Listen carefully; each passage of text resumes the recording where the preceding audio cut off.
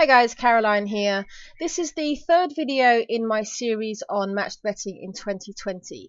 And what I'm going to address in this video is the first concern that most people have, which is whether or not this matched betting thing is actually a scam. I know when I first started, it was advertised as being risk-free, tax-free, guaranteed profit way to make money, and you could make hundreds of pounds a month. And I was thinking, it just sounds too good to be true. I thought there's something dodgy about it. It's not legit, or there's something wrong here. So let me address all three of those points. So first of all, tax-free. Now, I can only comment about the UK. Over here, placing bets at both bookmakers and exchanges both fall under the category of gambling, and the UK government does not tax gambling, and the reason is that they actually make money from it. Most punters, regular people, obviously they lose money gambling, and revenues from that go to the government. If they were to tax your profits, they would also have to do it the other way around, where you could get tax relief on losses. That's never going to happen. So the chances are it's never going to be taxed in the UK.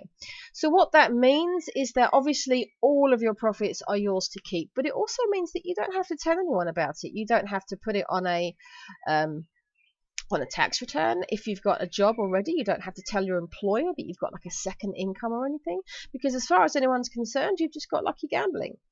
Now, of course, it isn't gambling, as you'll see, but it makes it easier because you don't have to worry about that at all. Now, the second point here is risk-free. Now, this is something that I don't like it when people say that. There are indeed some risks, and I'm going to be talking about those in the second video, but they're very, very minimal. So it's not really something you have to be too concerned about. Now, guaranteed profit. This is something, again, I think the term is a little bit misleading. Now, if you've watched my previous video, and I do encourage you to watch them in order, the previous video explained how a matched bet is actually placed and how it works, and I showed you how the profit is actually locked in before the event starts, and that is what is meant by guaranteed profit. But I think the way some people try to advertise it, those people that are selling stuff regarding match betting, they're the ones that are trying to hype it up a bit. It doesn't mean that you're guaranteed to make 500 quid a month every month or something like that. Your overall profits are not guaranteed. Your profit from any particular bet, once you've placed it, that's locked, and that part is guaranteed. And in actual fact, it isn't. Sometimes what can happen, for example, is if an event is cancelled, if a race course is rained off, there's too much rain, or a football match is postponed or something like that, your bets will get voided and the money will go back. You won't lose anything, but you don't get your money. And in the case of, say, a free bet, sometimes that can mean that you don't get your free bet. So it's not completely guaranteed. So this is why I don't like it when people use those kinds of terms. But generally speaking, you've got good profits to be made fairly regularly. It's tax-free. You don't have to worry about it. So there's only one other point I want to put on this video, and that is the legality of it. Is it legal? And of course, it is legal. Again, if you watched my previous video, you'll see how it's done. You place bets at the bookmakers and you place bets at the exchanges.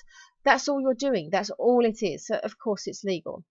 Now, most bookmakers don't like it, but there's nothing they can do to stop it. The reason they don't like it is because, of course, they lose money.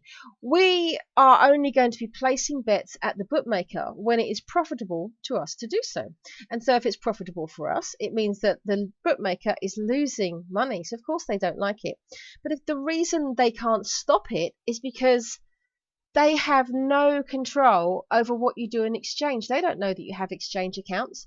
They don't know that you're laying a bet at an exchange. There are some telltale patterns that show up match bettors, and this is something that I'll be talking about in further detail in later videos. But generally speaking, there's nothing that bookmakers can do about it.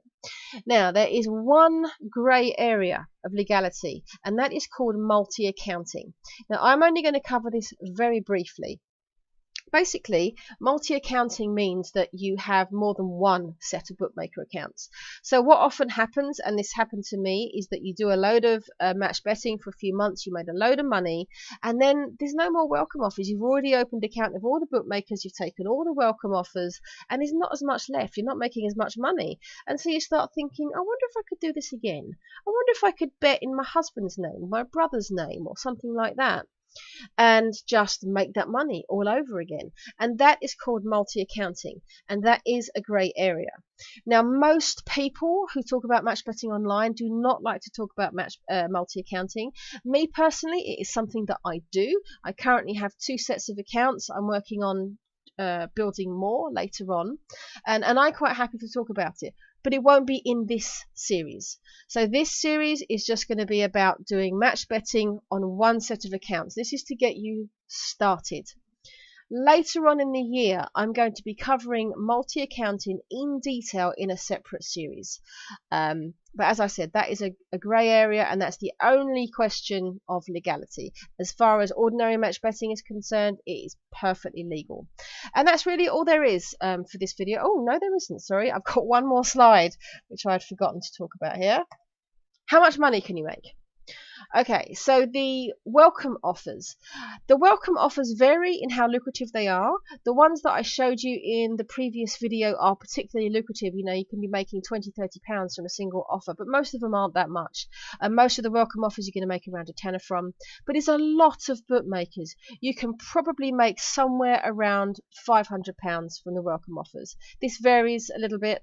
But this is why, one of the reasons why I want to do this series each year, because this changes. A year ago, you could make 700 to 800 from the welcome offers, and now it's a little bit lower. Perhaps next year it might be a little lower too. And there's other ways in which you can make money. So the welcome offers, obviously, once you're a new customer, you can't do that offer again. But now you can do other things. So, for example, there's something called a bet club. So, for example, Sky will say if you bet £25 during a week, they'll give you a £5 free bet. And I showed you in the last video how we make money with those free bets. So, with those, you can do somewhere between about £20 to £50 a week, depending on which clubs you do. Some of them are very quick to do, others are a little bit more complicated, take a bit more time. I personally do some of them, not all that many. Now, there's something here called reload offers. That's just a generic term for any kind of offer which is given to customers that aren't new customers. So they're just ongoing. So you've got, say, a big football match coming up at the weekend, or it's a big darts match, or football, horse racing, whatever it is, and the bookmakers will try and promote it, and they give you some kind of offer. The way it basically goes is that the more time you have to put into match betting, the more money you're going to make. It's quite as simple as that. If you're an average person, you've got, say, a few hours a week, you can probably make anywhere between about 100 and 500 ungubbed. Now, you're not going to know what that means yet, ungubbed, but that is something that I'm going to talk about in the next video.